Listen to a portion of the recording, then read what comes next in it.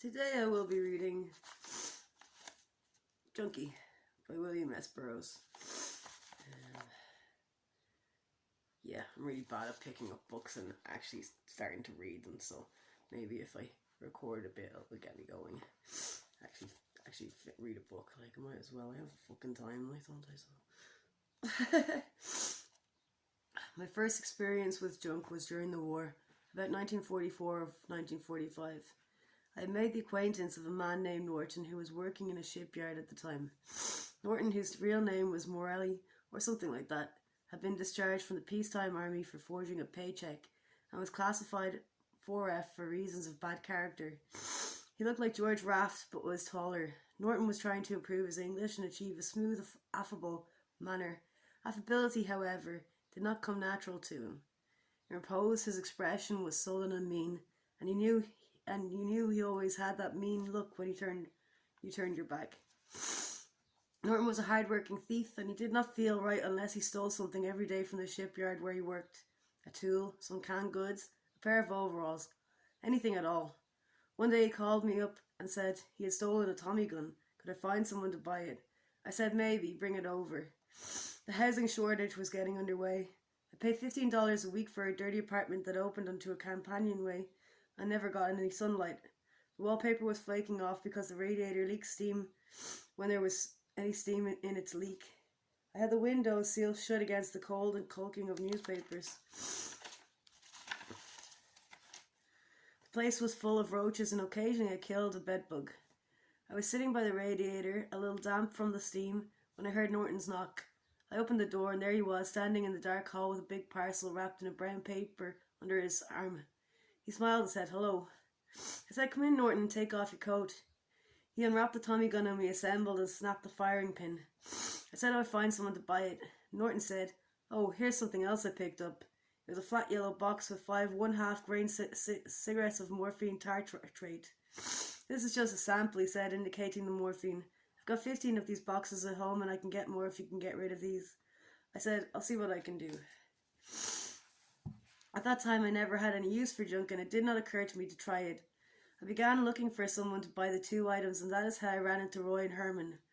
I knew a young hoodlum from upstate New York who was working on a short order cook in Rikers, cooling off, as he explained. I called him and said I had something to get rid of, and made an appointment to meet him in the Angle Bar on 8th Avenue near 42nd Street. This bar was a meeting place for the 42nd Street hustlers, a peculiar breed of floor-flushing would-be criminals. They're always looking for a setup man, someone to plan jobs and tell them exactly what to do.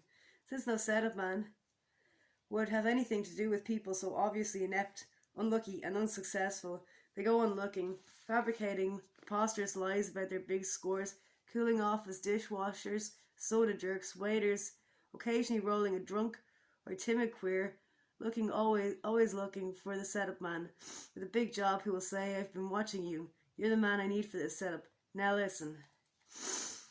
Jack, through whom I met Roy and Herman, was not one of these lost sheep looking for the shepherd with a diamond ring and a gun in the shoulder holster and the hard, confident voice with overtones of connections, fixes, setups that would make a stick-up sound easy and sure of success. Jack was very successful from time to time and would turn up in new clothes and even new cars. He was also an inveterate liar who seemed to lie more for himself than for any visible audience. He had a clean-cut, healthy country face, but there was something curiously diseased about him.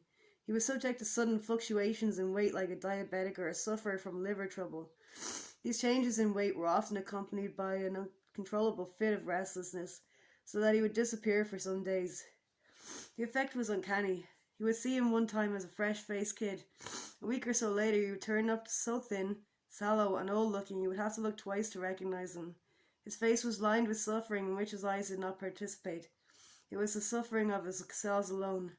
He himself, the conscious ego that looked out of the glazed, alert, calm, hoodlum eyes, would have nothing to do with the suffering of his rejected other self, a suffering of the nervous system, of flesh and viscera and cells.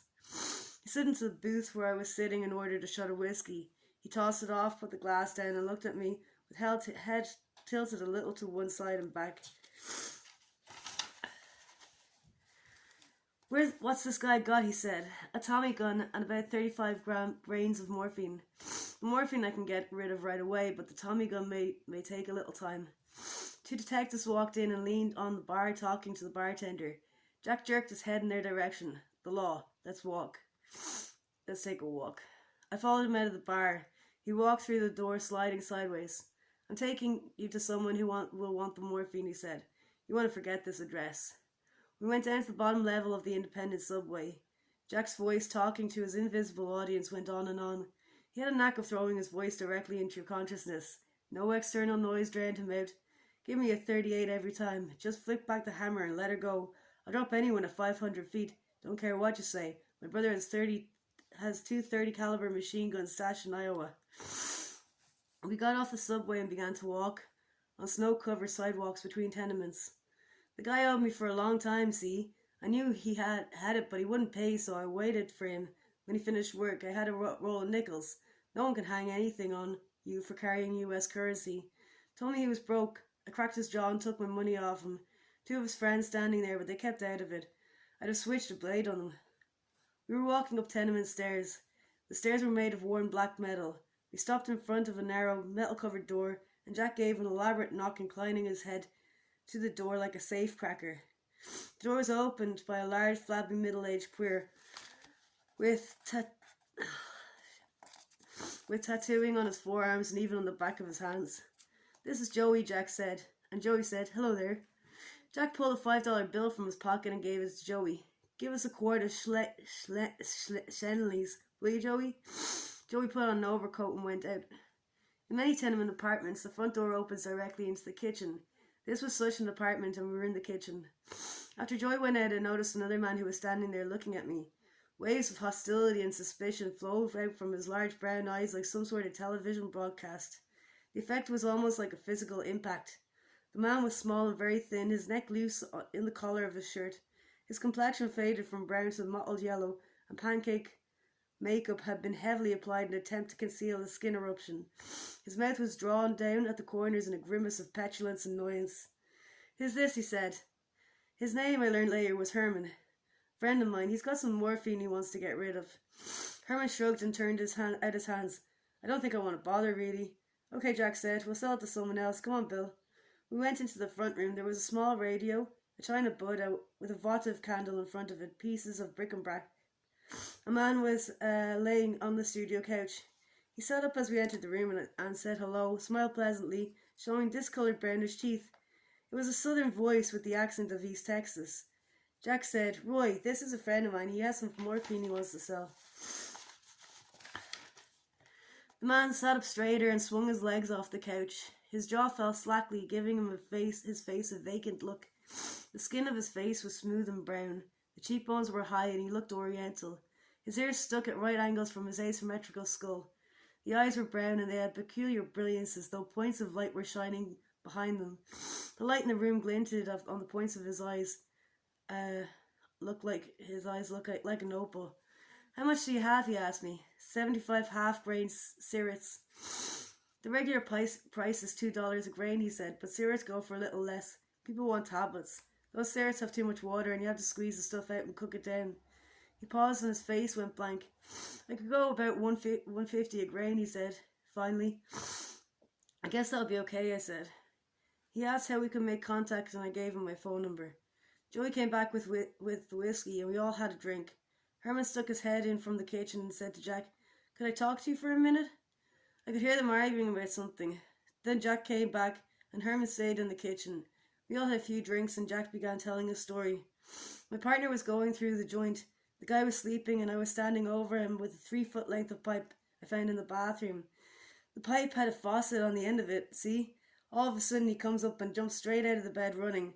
I let him have it with the faucet end and he goes on running right into the other room. The blood spurting out of his head 10 feet every time his heart beat. He made a pumping motion with his hand. You could see the brain there and the blood coming out of it. Jack began to laugh uncontrollably. My girl was waiting in the car. She called me. Ha ha ha, she called me. Ha ha ha, a cold-blooded killer. He laughed until his face was purple.